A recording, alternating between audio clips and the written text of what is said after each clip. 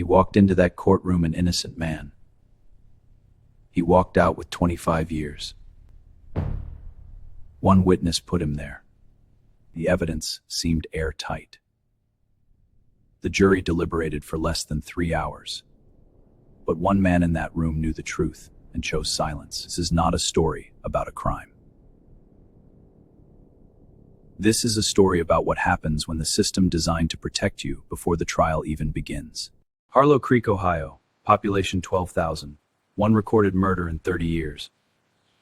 Until the night of October 14th, 1993. Margaret Holloway, 58, retired school teacher, found by her neighbor at 7 in the morning. His door was unlocked. Within 48 hours, police had a suspect. Within 72, they had a confession.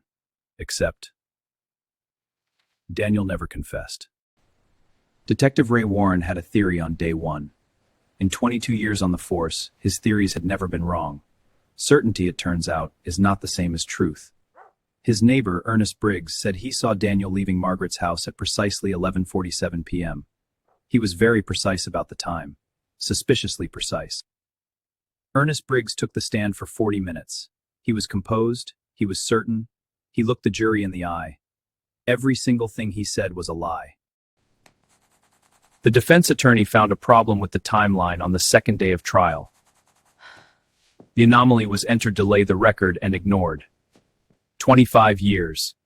No prior record, no physical evidence linking him to the scene. One witness. That was enough.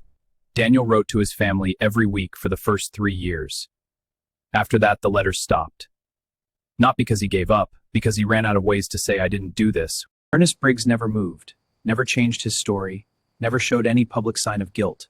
For 11 years, he lived 80 feet from the house where Margaret Holloway once sat reading in her armchair.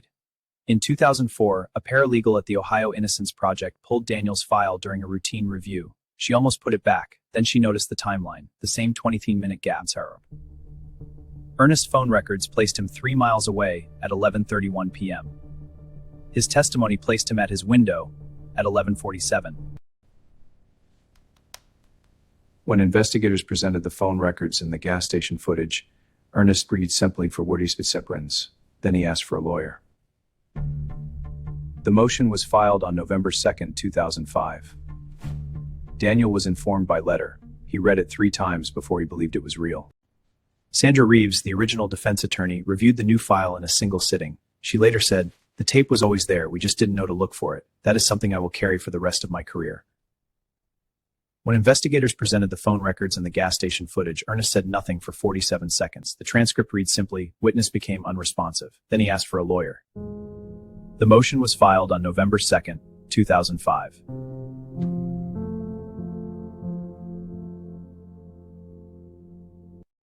The hearing lasted 2 hours and 11 minutes. The prosecution did not contest the new evidence. For the first time in 12 years, no one in that room. Daniel Mercer walked out of the Franklin County Courthouse on March 3, 2006, at 2:17 in the afternoon. He stood on the steps for several minutes before the state of Ohio awarded Daniel a compensation settlement, the amount sealed under a confidentiality agreement. His lawyers described it as inadequate. Daniel has not spoken publicly about either. Ernest Briggs sold his house 6 weeks after Daniel's exoneration. He relocated. Margaret Holloway's case is not public. Someone knows what happened in that room. They are still alive. And the statute of limitations on Margaret Holloway's murder has not expired. Daniel Mercer is 47 years old. He works in a hardware store in Columbus. Margaret Holloway would have been 71 this year. These are 2 facts that belong in the same sentence, and rarely are.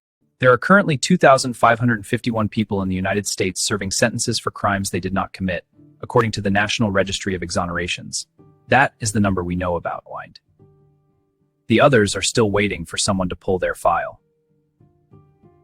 That is what this channel does. Every single week, subscribe. Because the next file has already been pulled. And the story inside it is worse than this one. Next week, a sealed inheritance, a will that changed 3 days before the funeral, and a family that never asked why.